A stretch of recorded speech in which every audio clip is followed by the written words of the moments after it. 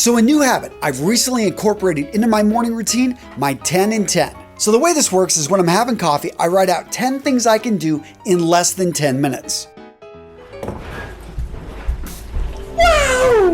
Now these are really small things, not necessarily urgent, not super important, but they're weighing in on me. Like not getting back to my friend for the last few days on Facebook, or going into that cluttered basement, grabbing about 5 to 6 things, taking them up, putting them in my truck so I can donate them. It's the simple act of writing these things out and then knocking through them, being able to cross them off my list. And by the way, that last one, taking 5 things out of the basement, that counts as 5 things going right off that list. And that's what I love about this. It's not about what you accomplish. It's the fact that you start your day off with accomplishment. Progress, no matter how small, is still progress. And this motivates you to take on the bigger challenges throughout the day. The next habit I've reintroduced into my schedule, a weekly chiropractor visit. Now, I've had back issues for over 15 years. Part of it's hereditary. A lot of people in my family have suffered from back issues. My quads, my hamstrings are really tight, so I just have a propensity towards a tightness in the back. My time in the Marine Corps, humping around with 70, 80 pounds on your back,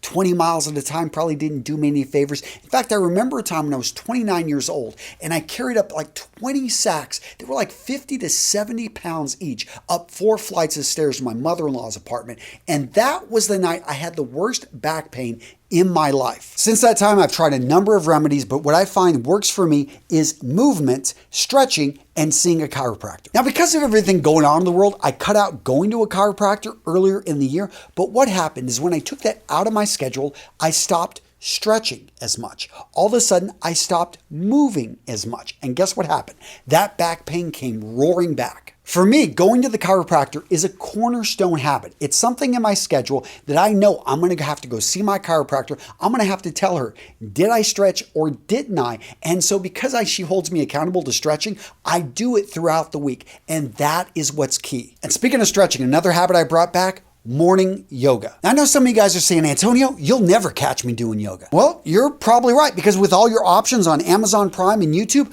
nobody has to catch you doing yoga, because you can do this in the privacy of your home at the time that you want. You can do this in your office. And what I love about all these online options is that you can find yoga for runners. You can find yoga for beginners. You can find 5-minute stretch yoga. You can find a 1-hour session. However you want it, you can get it. And that's, for me, what counts, is just simply, I'm in a hurry some mornings and I don't want to do this. So guess what? I do a 10-minute easy session that is simply basic stretching, and boom, I've accomplished mission. The next healthy habit I picked up recently, taking a multivitamin daily. Now, I try to eat pretty healthy, but the facts are clear.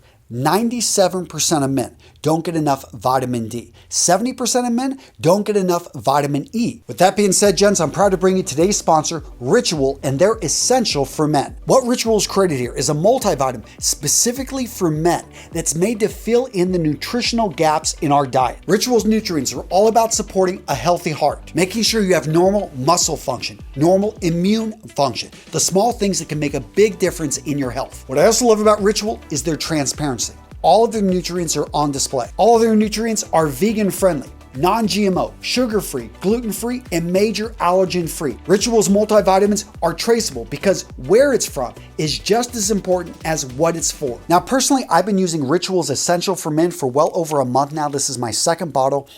I love the smell. They've got this mint tab in there, so they're really easy to take. I take them first thing in the morning, 2 every single morning with a glass of water. And I just love starting the day off on the right foot. Ritual is subscription-based. It's easy to start and it's easy to snooze. And for about $1 a day, you can have these nutrients delivered right to your door. To get started, gents, go to ritual.com/RMRS for the best deal out there on the web. When you use that link, you'll get 10% off for the first 3 months. Now, gents, I know you've got an opinion, and I want to hear from you down in the comments. What habits have you implemented this year that are transforming your life?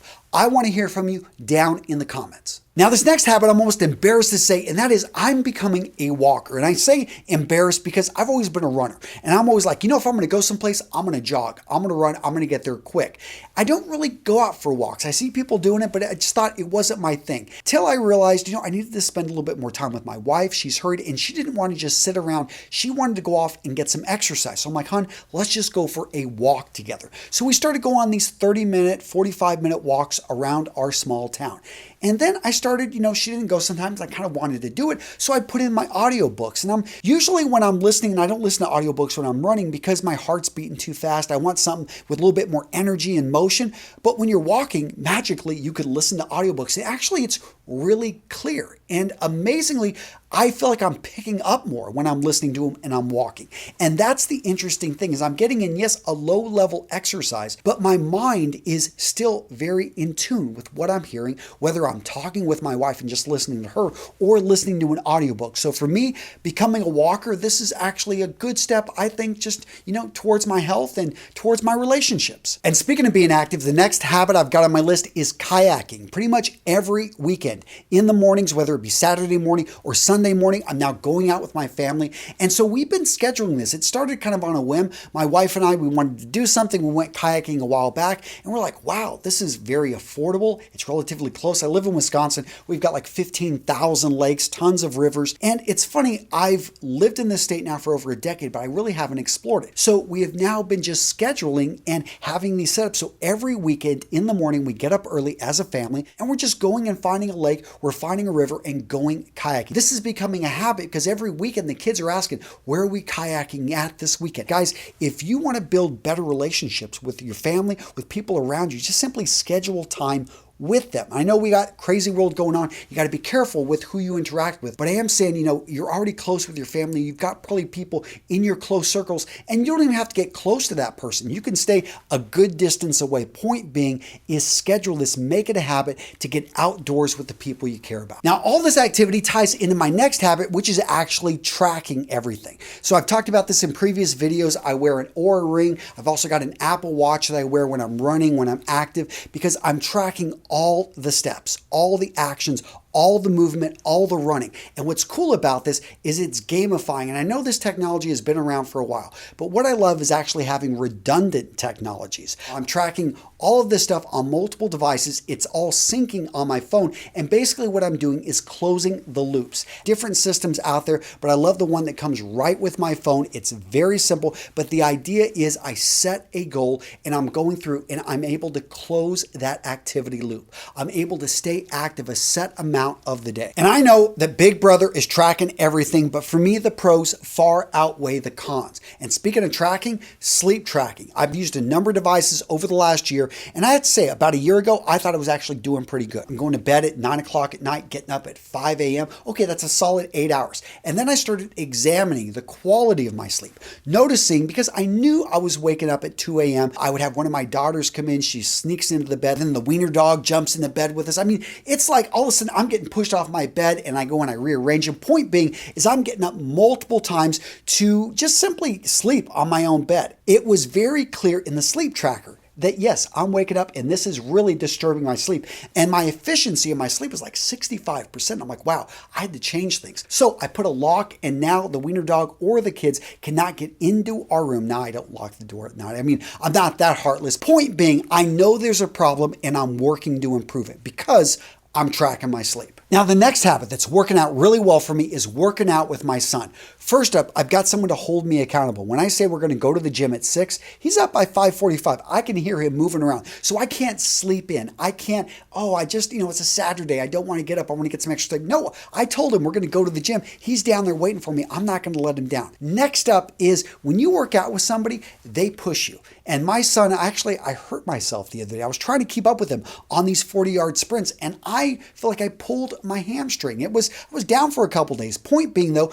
I'm pushing myself, and I'm getting outside of my comfort zone. I still got him on bench, but he's catching up on all the other lifts, and it's pretty impressive, and it's rewarding when you get to see somebody else making progress and you know you're a part of it. Guys, having a workout partner, even if it's virtual. I know not all of us can be around somebody. Well, you could maybe call somebody, or maybe you can have other people that you meet up with and you all go for a run together. Things like that, I feel, just really help keep you on your game and really can push you. Now, today's video, gents, was all about new habits, but what about old habits? What about my best habits? Well, you want to check out this video right here where I talk about millionaire habits, and I call them that because these were the habits that really helped me build my business. These were the habits that helped me really transform my life, and over the last decade have really just been my keystone habits. So go check out this video right here for more insight.